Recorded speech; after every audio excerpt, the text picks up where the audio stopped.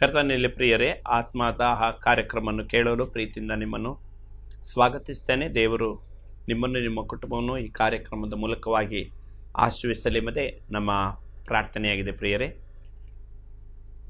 ಕಳೆದ ವಾರಗಳಲ್ಲಿ ಎಫೆಸದವರಿಗೆ ಬರೆದ ಪತ್ರಿಕೆಯಲ್ಲಿ 6ನೇ ಅಧ್ಯಾಯ 10ರಿಂದ 13ನೇ ವಚನ ತನಕ ನಾವು ಧ್ಯಾನಿಸ್ತಾ ಬಂದೆವು. ಅದೇನೆಂದರೆ ಕಡೆ ಮಾತು, ಕರ್ತನು ಹೇಳ್ತಾ ಇರುವಂಥ ಮಾತು, ಪೌಲನು ಎಫೆಸಂತ ವಿಶ್ವಾಸಿಗಳು ಹೇಳ್ತಾ ಇದ್ದಾನೆ, ಕರ್ತನನ್ನು ಆತನ ಅತ್ಯಧಿಕವಾದ ಶಕ್ತಿಯನ್ನು ಆಶ್ರಯಿಸಿಕೊಳ್ಬೇಕು. ಎರಡನೇದಾಗಿ ಸೈತಾನ ತಂತ್ರೋಪಾಯಗಳನ್ನು ನಾವು ಅರಿತವರಾಗಿರಬೇಕು. ಮೂರನೇದಾಗಿ ಸರ್ವಾಯುಧಗಳನ್ನು ಧರಿಸಿಕೊಳ್ಳಬೇಕು. ಇನ್ನು ಆಯುಧಗಳ ವಿಷಯದಲ್ಲಿ ನಾನು ಹೆಚ್ಚು ಮಾತನಾಡ್ತಾ ಇಲ್ಲ. ಕಳೆದ ಕೆಲವು ವಾರಗಳಿಂದ ಸೈತಾನನ ತಂತ್ರೋಪಾಯಗಳ ವಿಷಯದಲ್ಲಿ ನಾನು ಮಾತನಾಡ್ತಾ ಇದ್ದೇನೆ. ಹೇಗೆ ನಮ್ಮ ಮನೆ, ನಮ್ಮ ಕುಟುಂಬ, ನಮ್ಮ ವ್ಯವಸ್ಥೆಗಳು ಇವತ್ತು ನಾವು ಅರಿಯದೆ ದೇವರ ವಾಕ್ಯಕ್ಕೆ, ಸ್ವಭಾವಕ್ಕೆ ವಿರುದ್ಧವಾಗಿ ಅದು ಒಳಗೊಂಡಿದೆ. ಇವತ್ತು ನಮ್ಮ ಜೀವಿತ ಕಾಮನ್ ಮನುಷ್ಯನ ಒಂದು ಸ್ವಭಾವವಾಗಿ ನಮ್ಮದಾಗ್ತಾ ಇದೆ. ರಕ್ಷಣೆ ಹೊಂದಿದ್ದಕ್ಕೆ, ಸತ್ಯವನ್ನು ತಿಳಿದಕ್ಕೆ, ನಿತ್ಯ ಜೀವನ ಪಡೆದಕ್ಕೆ ಏನೊಂದು ಆಧಾರ ಇಲ್ಲದಂಥ ಒಂದು ಪರಿಸ್ಥಿತಿ ಇವತ್ತು ಹೇಗೆ ಕಾಣ್ತಾ ಇದೆ, ಅವುಗಳ ವಿಷಯದಲ್ಲಿ ನಾವು ಧ್ಯಾನಿಸ್ತಾ ಬಂದಿದ್ದೇವೆ. ಕಳೆದ ವಾರದಲ್ಲಿ ಹಳೆ ಒಡಂಬಡಿಕೆಯಲ್ಲಿ ಈ ಸೈತಾನನ ತಂತ್ರೋಪಾಯಗಳ ವಿಷಯದಲ್ಲಿ ನಾವು ನೋಡ್ತಾ ಬಂದೆವು. ಈ ಸೈತಾನನ ತಂತ್ರೋಪಾಯ ಯಾವ ವಿಧದಲ್ಲಿ ಕೆಲಸ ಮಾಡ್ತಾ ಇದೆ ಎಂಬುದಾಗಿ. ಅದಕ್ಕೆ ಉದಾಹರಣೆ ಹಳೆ ಒಡಂಬಡಿಕೆಯಲ್ಲಿ ವಿಮೋಚನ ಕಾಂಡ, ಅದರಲ್ಲಿ 5ನೇ ಅಧ್ಯಾಯದಿಂದ ನಾವು 14ನೇ ಅಧ್ಯಾಯ ತನಕ ಓದುವಾಗ, 5ರಿಂದ 14 ಅಧ್ಯಾಯ ತನಕ ಓದುವಾಗ ಅಲ್ಲಿ ಫರೋಹನು, ಇಸ್ರಾಯೇಲರು ಮತ್ತು ಐಗುಪ್ತ ದೇಶ 3 ಸಂಗತಿಗಳನ್ನು ಕಾಣ್ತೇವೆ. ಫರೋಹನು, ಐಗುಪ್ತ ದೇಶ ಮತ್ತು ಇಸ್ರಾಯೇಲರು, ಈ 3 ಘಟನೆಗಳು ಏನಂದರೆ, ದೇವರು ಮೋಶೆಯನ್ನು ಆರಿಸಿಕೊಂಡು ಕೊನೆಗೆ ಫರೋಹನೊಂದಿಗೆ ವಾಗ್ವಾದ ಮಾಡಿ ಇಸ್ರಾಯೇಲರನ್ನು ಐಗುಪ್ತ ದೇಶದಿಂದ ಬಿಡಿಸಿ ಮರುಭೂಮಿಗೆ ತರ್ತಾನೆ. ಯಾಕಂದರೆ ಅವರು ಕಾನಾನ್ ದೇಶಕ್ಕೆ ಹೋಗಬೇಕೆಂಬುದಾಗಿ. ಆದರೆ ದುರದೃಷ್ಟವಾಗಿ ದೇವರ ಉದ್ದೇಶ ನೆರವೇರದೆ ಜನರ ಗುಣಗುಟ್ಟುವಿಕೆ, ಅವರ ಸ್ವಭಾವಗಳು ದೇವರ ಆ ಒಂದು ವ್ಯವಸ್ಥೆಗೆ ಅಡ್ಡಿಪಡಿಸಿದ್ದನ್ನು ನಾವು ಚರಿತ್ರೆಯಲ್ಲಿ ನಾವು ಕಾಣ್ತೇವೆ. ಇವತ್ತು ಕೊರಿಂಥೆಯಲ್ಲಿ ಏನು ಹೇಳ್ತಾ ಇದೆ ಅಂದರೆ, ಹಳೆ ಒಡಂಬಡಿಕೆ ನಡೆದಂಥ ಇಸ್ರಾಯೇಲರ ಅನುಭವ ನಮಗೆ ನಿದರ್ಶನ ಆಗಿದೆ, ಉದಾಹರಣೆ ಆಗಿದೆ. ನಾವು ಸಹ ಹಾಗೆ ಗುಣಗುಟ್ಟಬಾರ್ದು, ಸೈತಾನ ಯೋಚನೆ ನಾವು ತರಬಾರ್ದು, ಅಪನಂಬಿಕೆ ಅವಿಧೇಯತೆಯನ್ನು ತರಬಾರ್ದು ಅನ್ನುವಂಥದ್ದು ದೇವರ ಮಾತಾಗಿದೆ. ಹಾಗಿರುವಾಗ ನಮ್ಮ ಜೀವಿತದಲ್ಲಿ ಆತ್ಮಿಕವಾದ ವ್ಯವಸ್ಥೆಯನ್ನು ನಮ್ಮ ಜೀವಿತದಲ್ಲಿ ಇಟ್ಟುಕೊಂಡು ನಾವು ವಿಶ್ವಾಸ ಜೀವಿತದಲ್ಲಿ ಮುಂದೆ ಹೋಗೋದು ಬಹಳ ಅಗತ್ಯ. ಈ ಅನುಭವ ನಮಗೆ ಬಹಳ ಅಗತ್ಯ. ಈಗ ಫರೋಹನು, ಐಗುಪ್ತ ದೇಶ, ಇಸ್ರಾಯೇಲರು, ಇದು ಇವತ್ತಿನ ಆತ್ಮಿಕ ಲೋಕದಲ್ಲಿ ಏನು ತೋರಿಸ್ತದೆ ಅಂದರೆ, ಫರೋಹ ಅಂದರೆ ಸೈತಾನನು, ಐಗುಪ್ತ ಅಂದರೆ ಈ ಲೋಕ, ಇಸ್ರಾಯೇಲರಂದರೆ ಸತ್ಯವನ್ನು, ರಕ್ಷಣೆಯನ್ನು ಹೊಂದಿದಂಥ ದೇವರ ಮಕ್ಕಳು. ಹಾಗಿರುವಾಗ ಐಗುಪ್ತದ ವ್ಯವಸ್ಥೆಗಳು, ಐಗುಪ್ತದ ಆಚಾರ ವಿಚಾರಗಳು ಒಬ್ಬ ಇಸ್ರಾಯೇಲ್ನಲ್ಲಿ ಕಾಣಲೇಬಾರದು. ಅಂದರೆ ಆತ್ಮಿಕ ರೀತಿಯಲ್ಲಿ ನಾವು ಯೋಚಿಸುವುದಾದರೆ ಈ ಐಗುಪ್ತ, ಈ ಲೋಕ, ಫರೋಹನು ಈ ಲೋಕದಲ್ಲಿರುವಂಥ ಸೈತಾನನು ಆಗಿದ್ದಾನೆ. ಇಸ್ರಾಯೇಲರು ಅಂದರೆ ದೇವರನ್ನು, ಸತ್ಯವನ್ನು ನಂಬಿದಂಥ ದೇವರ ಮಕ್ಕಳು. ಹಾಗಿರುವಾಗ ಇವತ್ತು ಲೋಕದ ಆಚಾರ ವಿಚಾರಗಳು ಇವತ್ತು ನಿಮ್ಮ ಟೇಸ್ಟ್ ಆಗಿದ್ರೆ, ವಿಶ್ವಾಸಿಯ ಟೇಸ್ಟ್ ಆಗಿದ್ರೆ, ನಾವು ಲೋಕದಲ್ಲಿದ್ದರೂ ಲೋಕದವರಲ್ಲ ಅಂತ ಹೇಳುವಂಥ ಮಾತು ನಮ್ಮಲ್ಲಿ ನೆರವೇರುವುದಿಲ್ಲ. ಕೊನೆಗೆ ದೇವರ ಆಶೀರ್ವಾದ ಬದಲಿಗೆ ದೇವರ ಕೋಪಕ್ಕೆ ಕಾರಣ ಆಗುವಂಥ ಸಾಧ್ಯತೆ ಇದೆ. ದೇವರು ಪ್ರೀತಿಯ ಸ್ವರೂಪಿ, ಹೌದು, ರಕ್ಷಣೆ, ಬಿಡುಗಡೆ, ನಿತ್ಯ ಜೀವ ಎಲ್ಲ ಕೊಡ್ತಾನೆ. ಆದರೆ ಸತ್ಯವಾದ ದೇವರನ್ನು ಅಂಗೀಕರಿಸದೆ, ಸತ್ಯವನ್ನು ತಿಳಿಯದೆ ನಮ್ಮ ದೇವರು ಒಂಥರ ಎಂಬುದಾಗಿ ಹೇಳುವಂಥ ರೀತಿಯಲ್ಲಿ ಇರುವುದು ಸರಿಯೋ? ಉದಾಹರಣೆಗೆ ಒಂದು ಕುಟುಂಬ ಇದೆ, ಒಂದು ಕುಟುಂಬದಲ್ಲಿ ಒಂದು ಮಾದರಿ ಉಳ್ಳ ಕುಟುಂಬ, ಒಳ್ಳೆ ಒಂದು ಕುಟುಂಬದಲ್ಲಿ ಬೆಳೆದಂಥ ಮಕ್ಕಳು, ಅವರ ಮಾತು, ನಡತೆ, ಅವರ ಹಾವಭಾವಗಳು, ಪ್ರತಿಯೊಂದು ವಿಷಯಗಳು ಭಾಳ ವಿಶೇಷವಾಗಿರ್ತದೆ. ಯಾಕಂದರೆ ಆ ಸಂಸ್ಕೃತಿಯಲ್ಲಿ ಬೆಳೆದಂಥವರು.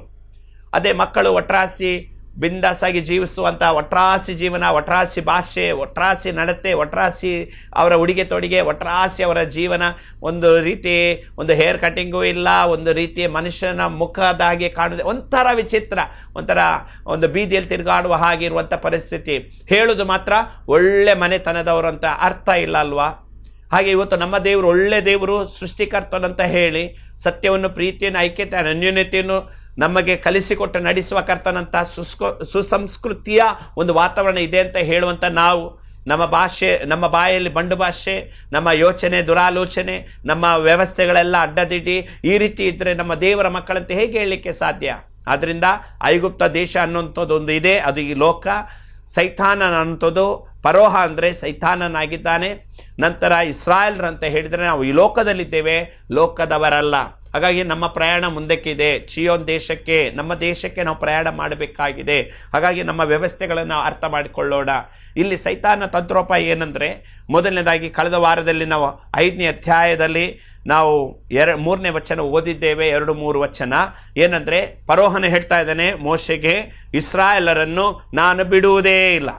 ಈಗ ಅಲ್ಲೇ ಆರಾಧನೆ ಮಾಡ್ಬೋದಲ್ಲ, ಐಗುಪ್ತ ದೇಶದಲ್ಲಿ ಆರಾಧನೆ ಮಾಡ್ಬೋದಲ್ಲ, ಆದರೆ ದೇವ್ರು ಹೇಳ್ತಾನೆ ಬೇಡವೇ ಬೇಡ, ಐಗುಪ್ತ ದೇಶದಲ್ಲಿ ಆರಾಧನೆ ಬೇಡ, ನೀನು ಎಲ್ಲವನ್ನು ಬಿಟ್ಟು ಬರಬೇಕು.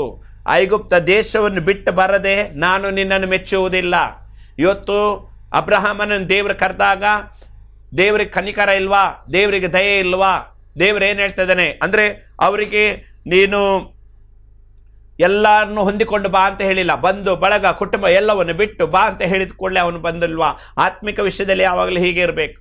ಅವರು ಬೇಕು, ಇವರು ಬೇಕು, ಅದು ಬೇಕು, ಇದು ಬೇಕು, ಲೋಕನೂ ಬೇಕು, ಹಳೆ ಜೀವಿತನೂ ಬೇಕು, ಹಳೆ ನಡತೆನೂ ಬೇಕು ಅಂತ ಹೇಳಿದರೆ ದೇವರ ರಾಜ್ಯಕ್ಕೆ ನಾವು ಯೋಗ್ಯರಾಗುವುದಿಲ್ಲ. ಹಾಗಾಗಿ ಸೈತಾನನು ಒಪ್ಪುವುದೇ ಇಲ್ಲ. ಅಂಥ ಗುಂಪಿಗೆ ಎಷ್ಟೋ ಜನ ಸೇರ್ತಾರೆ. 5ನೇ ಅಧ್ಯಾಯ 2ನೇ ವಚನದಲ್ಲಿ ಸೈತಾನ ಹೇಳ್ತಾನೆ ಒಪ್ಪುವುದೇ ಇಲ್ಲ.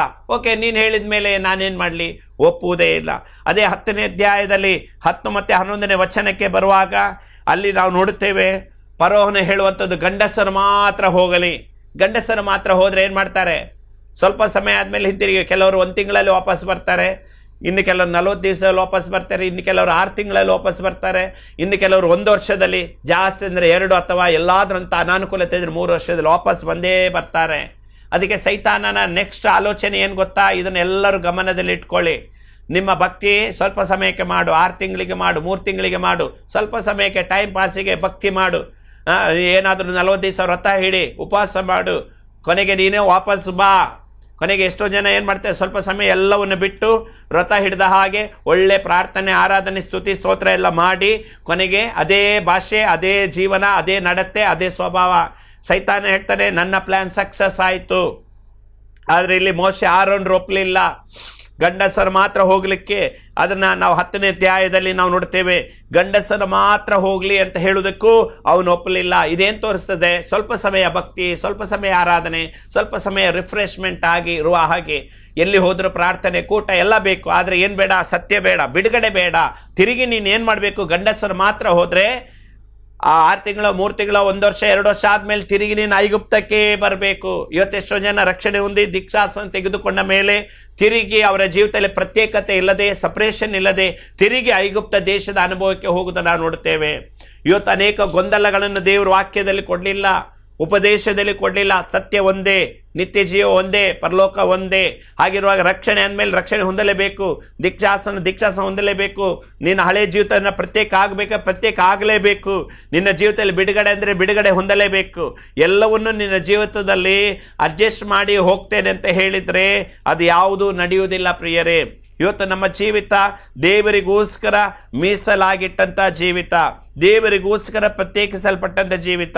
ದೇವರ ವಾಕ್ಯ ಏನು ಹೇಳ್ತದೆ ಅಂದರೆ, ಅನ್ಯ ಜನವನ್ನು, ಲೋಕದ ವ್ಯವಸ್ಥೆಗಳನ್ನು, ಲೋಕದ ಕತ್ತಲೆ ಜೀವಿತವನ್ನು ಬಿಟ್ಟು ಬಂದರೆ ಮಾತ್ರ ದೇವರು ನಮ್ಮ ಮಧ್ಯದಲ್ಲಿ ವಾಸಿಸ್ತಾನೆ, ನಮ್ಮ ಮಧ್ಯದಲ್ಲಿ ಚಲಿಸ್ತಾನೆ ಎಂಬುದಾಗಿ ನಾವು ನೋಡುತ್ತೇವೆ. ಹಾಗಾಗಿ ಇವತ್ತು ನಮ್ಮ ವಿಶ್ವಾಸ ಜೀವಿತ ದೇವರಿಗೆ ಮೆಚ್ಚುಗೆ ಆಗುವಂಥ ಜೀವಿತವನ್ನಾಗಿ ನಾವು ಕಾಣಬೇಕೇ ಹೊರತು ನಮಗೆ ಬೇಕಾದ ಹಾಗೆ, ನಮ್ಮ ಟೇಸ್ಟಿಗೆ ಬೇಕಾದ ಹಾಗೆ ನಾವು ಯಾವುದನ್ನು ನಾವು ಮಾಡಬಾರದು. ಹಾಗಾಗಿ ದೇವರ ವಾಕ್ಯ ಹೇಳುವಂಥದ್ದನ್ನು ಕೇಳಬೇಕೆ ಹೊರತು ಇಲ್ಲಿ ಫರೋಹನ ಕೇಳುವಂಥದ್ದಲ್ಲ. ಸ್ವಲ್ಪ ಸಮಯಕ್ಕೆ ಭಕ್ತಿ ಅಲ್ಲ, 6 ತಿಂಗಳು, 3 ವರ್ಷ, 1 ವರ್ಷಕ್ಕಲ್ಲ. ಇವತ್ತು ಎಷ್ಟೋ ಜನ ದೀಕ್ಷಾಸನ ತೆಗೆದುಕೊಳ್ತಾರೆ, ಸತ್ಯಕ್ಕೆ ನಿಲ್ಲಿಕ್ಕಾಗಿ ಮನಸ್ಸು ಮಾಡ್ತಾರೆ, ಆದರೆ ಅವರಿಗೆ ನಿಲ್ಲಿಕ್ಕಾಗಲ್ಲ. ಯಾಕಂದ್ರೆ ಅವರ ಕಾಂಟ್ರಾಕ್ಟು ಗಂಡಸರು ಮಾತ್ರ. ಹಾಗಾಗಿ ಕೊನೆಗೆ ಅವರು ಬಂದ ಕಾಡಿಗೆ ತಿರುಗಿ ಹೋಗುವಂಥ ಪರಿಸ್ಥಿತಿ. ಆಗಬಾರದು. ಫರೋಹನ ಐಡಿಯಾ ಇದು. ಎಫೆಸ 6ರಲ್ಲಿ ಹೇಳಿದ ಸೈತಾನ ತಂತ್ರೋಪಾಯ ಇದು. 3ನೇದಾಗಿ ಏನು ಹೇಳ್ತಾನೆ ಅಂದರೆ, ಅದೇ 10ನೇ ಅಧ್ಯಾಯದಲ್ಲಿ 24ನೇ ವಚನ. ಯಾಕಂದರೆ ದೇವರು ಬಿಡಲ್ಲ ಅಂತ ಗೊತ್ತಾಯ್ತು. ನೀವು ಆಸಕ್ತಿಯಲ್ಲಿದ್ದರೆ ದೇವರು ನಿಮ್ಮೊಂದಿಗೆ ಇರ್ತಾರೆ. ನೀವು ಅವರಿಗೆ ಅವನ ಪರೋಹನೆ ಹೇಳುವ ಹಾಗೆ ನೀವು ಮಾತು ಕೇಳಿದರೆ ಅದೇ ಕಾಡಿಗೆ ಹೋಗಿ ಕೊನೆಗೆ ನಿಮ್ಮ ಜೀವಿತದಲ್ಲಿ ನಿರಾಶೆ. ಇವತ್ತೆಷ್ಟೋ ಜನ ರಕ್ಷಣೆ ಹೊಂದಿ ದೀಕ್ಷಾಸನ ತೆಗೆದುಕೊಂಡು ಪವಿತ್ರಾತ್ಮನ ಅನುಭವವನ್ನು ಹೊಂದಿಕೊಂಡು ತಿರುಗಿ ಏನು ಇಲ್ಲದಂಥ ಅನುಭವಕ್ಕೆ ಹೋದಂಥ ಪರಿಸ್ಥಿತಿ, ಇದು ದೇವರ ದೃಷ್ಟಿಯಲ್ಲಿ ಮಹಾ ನೋವನ್ನುಂಟು ಮಾಡುವಂಥ ಸಂಗತಿ. ಇವತ್ತು ಫರೋಹನ ಐಡಿಯಾ ಇದು, ಈ ಲೋಕದ ಅಧಿಪತಿ ಆಗಿರೋ ಸೈತಾನನ ಐಡಿಯಾ. ಕೊನೆಗೆ ಇವ್ರು ಬಿಡಲ್ಲ ಅಂತ ಗೊತ್ತಾದ ಮೇಲೆ ವಿಮೋಚನ ಕಾಂಡ 10ನೇ ಅಧ್ಯಾಯದಲ್ಲಿ 24ನೇ ವಚನ ನೋಡುತ್ತೇವೆ. ಆಗ ಫರೋಹನು ಮೋಶೆಯನ್ನು ಕರೆಸಿ, ನೀವು ಹೋಗಿ ಯೆಹೋವನಿಗೆ ಆರಾಧನೆ ಮಾಡಿ ಬರಬಹುದು, ನಿಮ್ಮ ಮನೆಗಳಿಗೆ ಸೇರಿದವರು ಹೋಗಬಹುದು, ನಿಮ್ಮ ದನ ಕುರಿಗಳನ್ನು ಮಾತ್ರ ಇಲ್ಲೇ ಬಿಟ್ಟು ಹೋಗಬೇಕು. ಸೈತಾನನ ಐಡಿಯಾ ನೋಡಿ. ಒಂದು ಸಮಯ ಹೇಳಿದ ಹೋಗಲೇಬಾರ್ದು. ಇವತ್ತು ಇದರಲ್ಲಿ ತುಂಬ ಆತ್ಮಿಕ ವಿಷಯ ಇದೆ, ಇವತ್ತಿನ ಜೀವಿತಕ್ಕೆ ಇದೆ. ಅದಕ್ಕೆ ನಾನು ಹೇಳಿದೆ, ಫರೋಹ ಅಂದರೆ ಸೈತಾನ, ಐಗುಪ್ತ ಅಂದರೆ ಈ ಲೋಕ, ಇಸ್ರಾಯೇಲರಂದರೆ ವಿಶ್ವಾಸಿಗಳಂತ. ಅದಕ್ಕೆ ನಾನು ಹೇಳಿದ್ದು. ಹಾಗಿರುವಾಗ ಒಪ್ಪುವುದೇ ಇಲ್ಲ ಅಂತ ಹೇಳಿದ. ಸ್ವಲ್ಪ ಸಮಯ ಆದಮೇಲೆ ಗಂಡಸರ ಮಾತ್ರ, ಅಂದರೆ 6 ತಿಂಗಳು 3 ತಿಂಗಳು ನೀನು ಭಕ್ತಿ ಮಾಡುವಂತಾಯಿತು. ನೆಕ್ಸ್ಟ್ ಅವ್ನು ಹೇಳ್ತಾರೆ ಮನೆಯವರು ಮಾತ್ರ ಅಂದರೆ 2 ವರ್ಷ 3 ವರ್ಷ 4 ವರ್ಷ 5 ವರ್ಷ ನೀನು ಭಕ್ತಿ ಮಾಡು, ಮನೆಯವರು ಮಾತ್ರ ಅಂತ ಹೇಳಿದರೆ, ದನ ಕುರಿಗಳನ್ನು ಬಿಟ್ಟು ಹೋಗಂದ್ರೆ ಇವತ್ತೇನಾಗ್ತದೆ ಅಂದರೆ ಮನೆಯವರೆಲ್ಲ ಬಿಟ್ಟು ಹೋದ್ಮೇಲೆ ಕೊನೆಗೆ ಅವರು ಏನು ಮಾಡ್ತಾರೆ, ಅವರು ಕೊಟ್ಟ ದನವನ್ನು, ನಾಯಿಯನ್ನು, ಬೆಕ್ಕನ್ನು ನೋಡಲಿಕ್ಕೆ ಬರ್ತಾರೆ ವರ್ಷಕ್ಕೊಮ್ಮೆ. ಇಲ್ದಿದ್ರೆ ಯಾವಾಗಾದ್ರೂ ಅಪರೂಪಕ್ಕೆ ಅವ್ರು ನೆನೆಸುವಾಗ ನಮ್ಮ ನಾಯಿ ನಮ್ಮ ದನ ಅಂಬಾ ಅಂತ ಕರೀತದೆ, ಅದು ನನ್ನನ್ನೇ ನೋಡ್ತದೆ ಅಂತೇಳಿ ನೆನಪಾಗಿ ಅಪರೂಪಕ್ಕೆ ಬರ್ತಾರೆ. Nothing to do with husband wife family ಇಲ್ಲ ಈಗ, ಅಪರೂಪಕ್ಕೆ. ಹಾಗಾಗಿ ಏನಾಗ್ತದೆ, ಸೈತಾನ ಏನು ಮಾಡ್ತಾನೆ ಅಂದರೆ, ನೀನು ಭಕ್ತಿ ಮಾಡ್ತಾ ಇರು, ಅಪರೂಪಕ್ಕೆ ನಿನ್ನ ಹಳೆಯ ಜೀವಿತಕ್ಕೆ ಹೋಗು, ನಿನ್ನ ಹಳೆಯ ವ್ಯವಸ್ಥೆಯನ್ನು ಕೈಗೊಳ್ಳು, ಹಳೆಯದನ್ನು ನಿನ್ನ ಬಿಗಿಯಾಗಿ ಇಡ್ಕೋ, ನಿನ್ನ ಯಾವುದೆಲ್ಲ ಸ್ವಭಾವಗಳು ಕೆಟ್ಟ ಜೀವಿತವೋ ನಡತೆ ಏನಿದೆ ಅಪರೂಪಕ್ಕೊಮ್ಮೆ ನೀನು ಮಾಡು, ನೀನು ಯಾವಾಗಲೂ ನೀನು ಕೊಡಿಬೇಡ, ಅಪರೂಪಕ್ಕೆ ಕೊಡಿ, ಅಪರೂಪಕ್ಕೆ ನೀನು ಲೋಕದ ಎಂಜಾಯ್ಮೆಂಟ್ ಮಾಡು. ಇದು ಸೈತಾನನ ತಂತ್ರೋಪಾಯ. ಇದಕ್ಕೆ ಕಿವಿಗೊಡು ಕೊಡುವವನು ಸೈತಾನನ ರಾಜ್ಯಕ್ಕೆ ಅವನು ವಿಧೇಯನಾಗೋನು, ಸೈತಾನನ ವ್ಯವಸ್ಥೆಯಲ್ಲೇ ಅವನು ಮುಂದೆ ಅವನ ಅಂತ್ಯ ಕಾಣ್ತದೆ. ಹಾಗಿರುವಾಗ ಈ ಪರಿಸ್ಥಿತಿ ಇರಬಾರ್ದು. ಮನೆಯವರೆಲ್ಲ ಹೋಗ್ಬೋದು, ಹೋಗಿ ಬರಬಹುದು, ಆದರೆ ದನ ಕುರಿಗಳನ್ನು ಮಾತ್ರ ಬಿಟ್ಟು ಹೋಗಿ ಅಂದರೆ ಅದರ ಅರ್ಥ ಏನಿದೆ? ನಿನ್ನ ಜೀವಿತದಲ್ಲಿ ಭಕ್ತಿ ಮಾಡ್ಕೋ, ಆದರೆ ನನ್ನ ಲಿಂಕನ್ನು ಬಿಡಬೇಡ, ನನ್ನ ಸಂಬಂಧವನ್ನು ಬಿಡಬೇಡ. ಇವತ್ತು ಎಷ್ಟೋ ಜನ ಆ ಒಂದು ಆತ್ಮಿಕ ಆ ಅನುಭವವನ್ನು ಹೊಂದಿಕೊಳ್ತಾರೆ, ಆದರೆ ಹಳೆಯ ವ್ಯವಸ್ಥೆಯನ್ನು ಅವರು ಬಿಟ್ಟಿರುವುದಿಲ್ಲ, ಅವರ ಜೀವಿತದಲ್ಲಿ ಪ್ರತ್ಯೇಕತೆ ಬಂದಿರುವುದಿಲ್ಲ. ದೇವರ ವಾಕ್ಯ ಏನು ಹೇಳ್ತಿದೆ? ನೀವು ಪ್ರತ್ಯೇಕವಾದರೆ ನಾನು ನಿಮ್ಮ ಮಧ್ಯದಲ್ಲಿ ಬಂದು ವಾಸಿಸ್ತೇನೆ, ನೀವು ನನಗೆ ಪ್ರಜೆಗಳು, ನಾನು ನಿಮಗೆ ದೇವರಾಗಿರ್ತೇನೆ, ನಾನು ನಿಮ್ಮ ಮಧ್ಯದಲ್ಲಿ ಚಲಿಸ್ತೇನೆ ಎಂಬುದಾಗಿ ಕರ್ತನು ಹೇಳ್ತಾನೆ. ಹಾಗಿರುವಾಗ ಈ ವ್ಯವಸ್ಥೆ ಸಹ ಡೇಂಜರ್. ಇದು ಸೈತಾನನ ತಂತ್ರೋಪಾಯ. ಒಂದು ಸಮಯ ಬಿಡುವುದೇ ಇಲ್ಲ ಅಂತ ಹೇಳಿದವನು ಈಗ ಎಲ್ಲಿಯ ತನಕ ಬಂದ? ನಾವು ಸಹ ವಿಶ್ವಾಸದಲ್ಲಿ ಬಿಟ್ಟು ಕೊಡಬಾರ್ದು.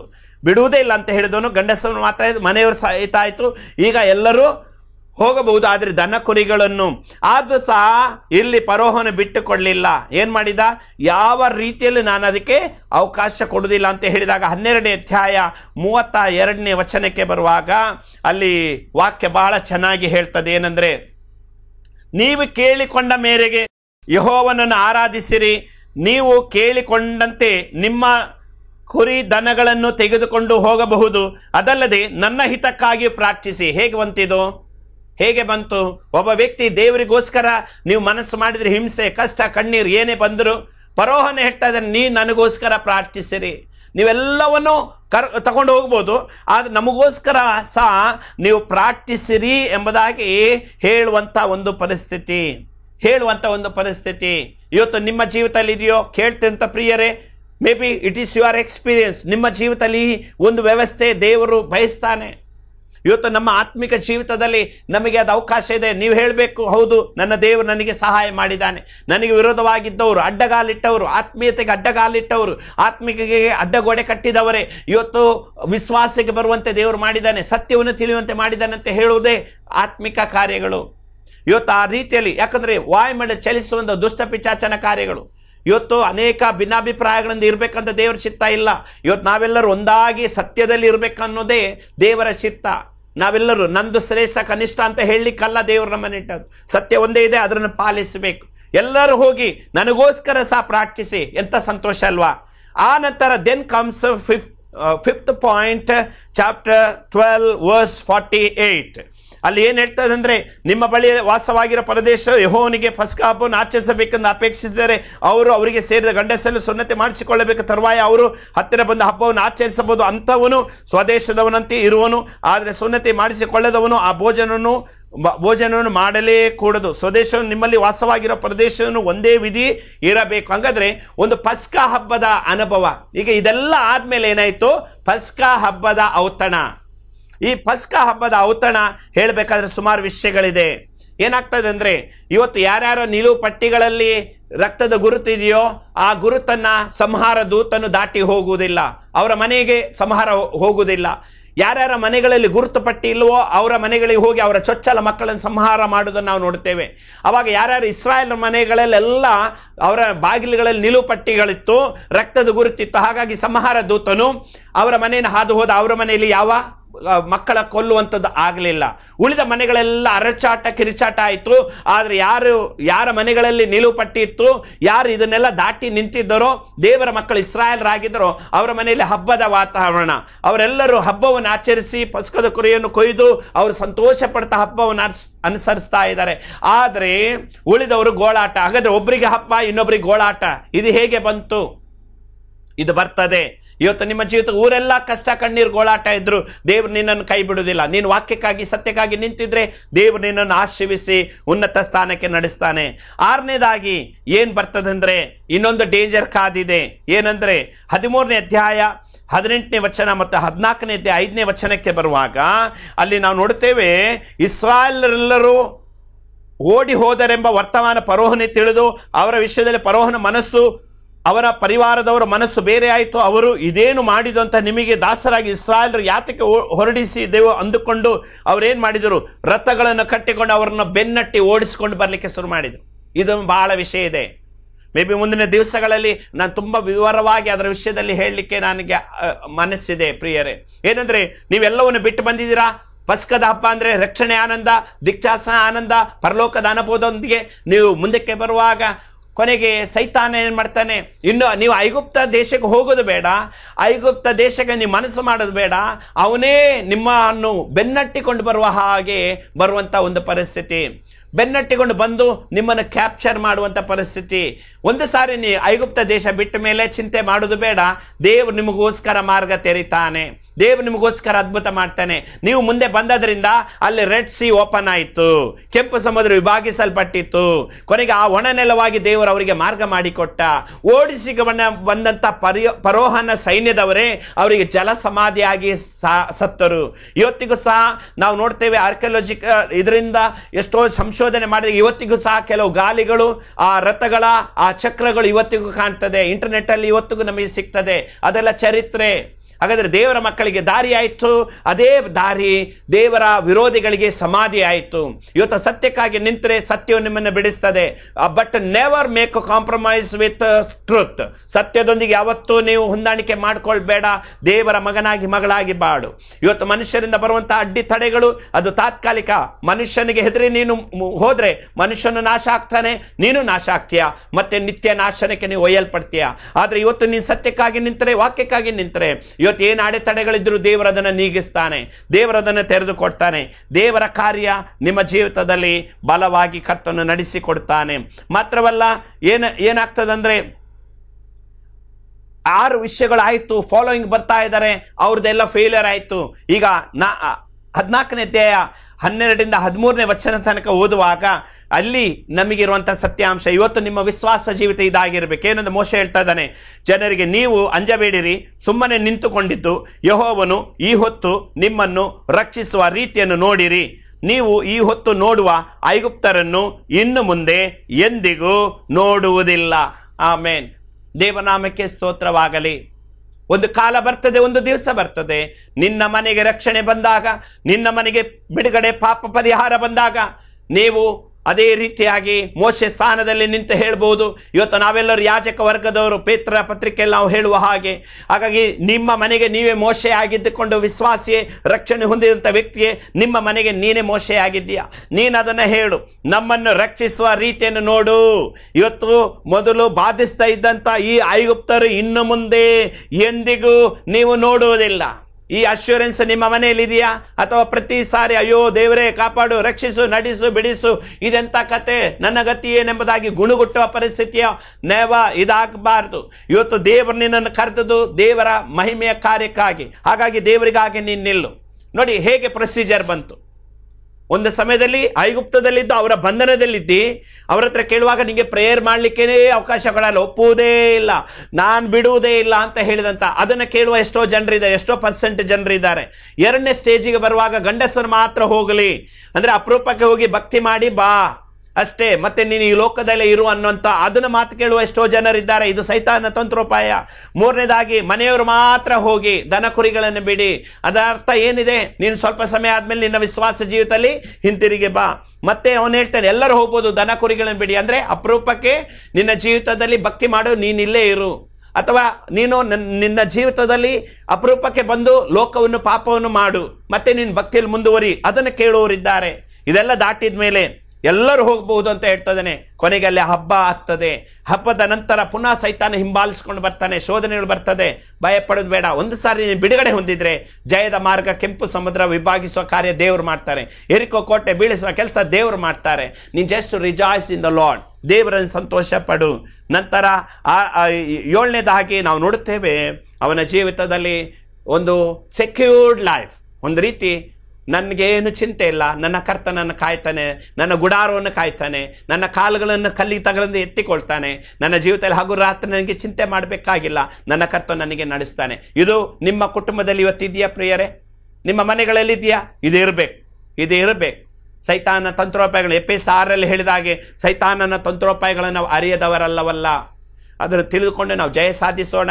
ಖಂಡಿತ ನಮ್ಮ ಮನೆಗಳು ಮಹಿಮೆಯ ಕಾರ್ಯ ಕಾಣ್ತದೆ. ನನ್ನ ಸೇವೆ ವಾಕ್ಯ ಸಾರ ಉದ್ದೇಶ ಇಷ್ಟೇ, ನಮ್ಮನ್ನು ಸೈತಾನನ ಲೋಕದ ಹಿಡಿತದಿಂದ ಬಿಡಿಸಿ ದೇವರ ಪ್ರಿಯ ಮಕ್ಕಳಾಗಿ ಬಾಳ್ಬೇಕು. ಇವತ್ತು ನಮ್ಮ ಪ್ರಾಣ ಹೋದ್ರು ದೇವರ ರಾಜ್ಯದಲ್ಲಿರ್ಬೇಕು, ಅದು ನನ್ನ ಉದ್ದೇಶ.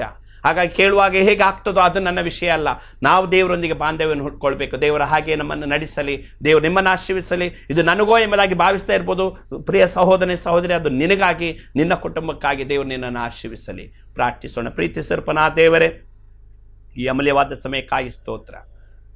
ಕೇಳುವಂತೆ ಎಲ್ಲರೂ ನಿನ್ನ ಆಶೀರ್ವಿಸು. ಅವರವರ ಜೀವಿತದಲ್ಲಿ ಬೇಕಾದಂತೆಲ್ಲ ಸಹಾಯಗಳನ್ನು ಕೊಟ್ಟು, ಹೇಗೂ ಸೈತಾನನ ಈ ಪರೋಹನ ದುಷ್ಟ ವ್ಯವಸ್ಥೆ ಬಿಡುಗಡೆ ಕೊಟ್ಟು, ಆ 7ನೇ ಅಂಶ ಕರ್ತನೆ ಒಪ್ಪುವುದೇ ಇಲ್ಲ ಅಂತ ಹೇಳಿ ಒಂದು ಸಮಯ ಬಂದಾಗ ಸಂಪೂರ್ಣ ಸಂತೋಷದೊಂದಿಗೆ ಘನಪಡಿಸುವಂಥ ಅನುಭವ, ಆ ಅನುಭವಕ್ಕೆ ನೀನು ನಡೆಸಬೇಕೆಂಬುದಾಗಿ ಪ್ರಾರ್ಥಿಸ್ತೇವೆ.